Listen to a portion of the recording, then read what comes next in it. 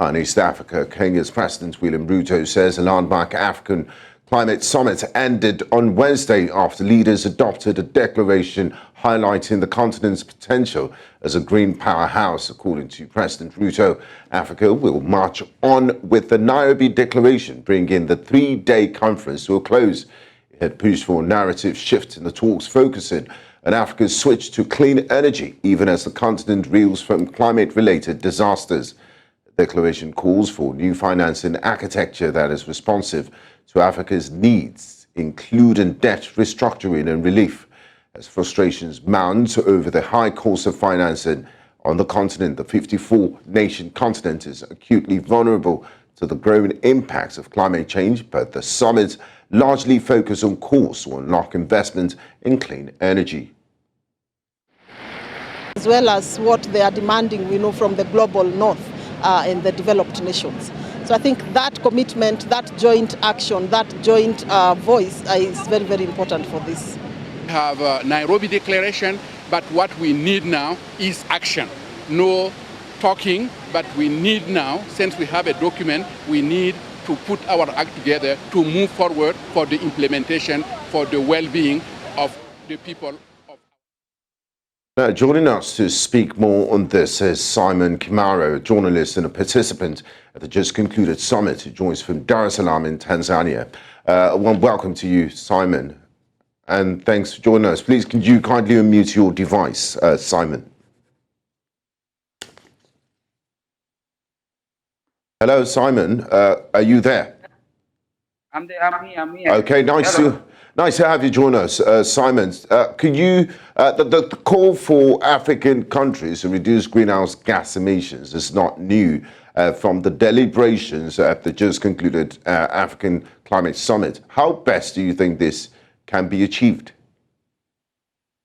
Thank you so much. Actually, Africa, we are one of the continents which we are contributing less in carbon emissions, but we are in the front line in receiving threats in climate change.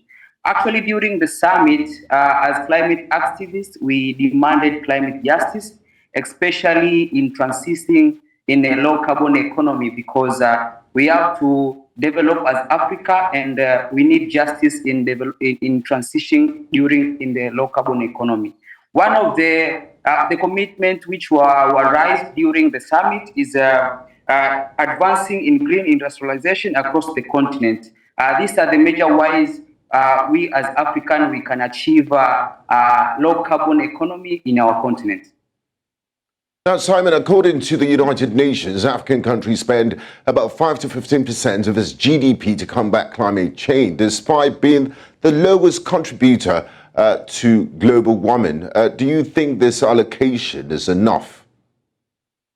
Actually, to me, it's a great start as a continent, but actually, Africa, we need to invest more in climate change adaptation measures because as a continent, we are emitting less compared to other continents. So we don't need to focus in mitigation. We need to focus in adaptation measures.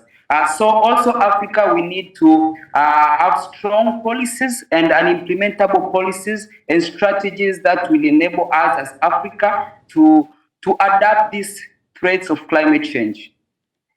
Now, Simon, developed countries have promised to give at least $100 billion annually to fight the impact of climate change. A fund, many say, has been hard to come by. What do you think can be put in place to ensure that these funds we do get these funds and they're judiciously utilized? Actually, these promises of delivering $100 billion for tackling climate change, actually, it have not been implemented, even a half of it. So as Africa, we demand developing countries to provide these funds. And as African country, the way we see that we can receive these funds in a justifiable way, we need transparency so that we can know where these funds are allocated, so that can be easily traceable. And most of these funds are in form of loans, and actually they are increasing the burdens to most of African countries. So we need this we need the restructuring of this multilateral financial architecture so that these funds should not increase the burden in African countries. And other agenda actually which was raised during the summit is the issue of carbon taxation, whereby to tax the carbon from the fossil fuel. Actually, this can be used as a way to mobilize more funds, especially in Africa, that can be used in tackling climate change in Africa. Thank you so much, Simon Kimaro, for your time. I do appreciate it. Thank you. Thank you so much.